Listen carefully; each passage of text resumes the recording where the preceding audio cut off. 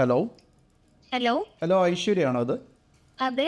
ഐശ്വര്യ, എൻ്റെ പേര് മഹേഷൂഖ് എന്നാണ്. ഞാൻ ചെക്ക് ഇൻ്റർനാഷണലിൻ്റെ CEO ആണ്. ഓക്കെ, ഫ്രീ ആണോ സംസാരിക്കാൻ?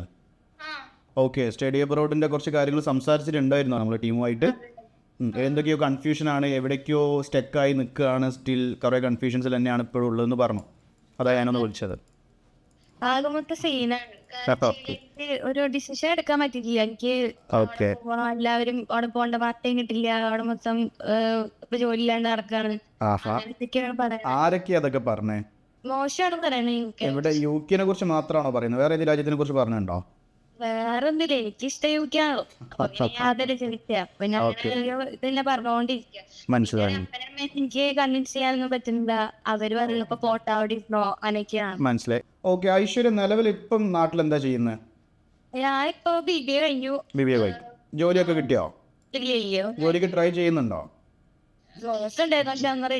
റെഡിയാണ്. ഞാനൊരു കാര്യം പറയാം ഐശ്വര്യ. നമുക്ക് നിലവിൽ ഏറ്റവും പെട്ടെന്ന് സ്റ്റഡി വിസയിൽ ഫ്ലൈ ചെയ്യാൻ പറ്റാവുന്ന ഒരു രാജ്യം എന്ന് പറയുന്നത് UK ആണ്. UK തന്നെയാണ് പെട്ടെന്ന് വിസ കിട്ടുക, വിസ ഫോർമാലിറ്റീസ് കുറവുള്ളതും പെട്ടെന്ന് എത്താൻ പറ്റുന്ന രാജ്യം എന്ന് പറയുന്നത് UK തന്നെയാണ്. കാണാൻ പറ്റാം. ഞാൻ വരുന്ന ഫ്രൈഡേ കൊച്ചി ഓഫീസിലുണ്ടാവും.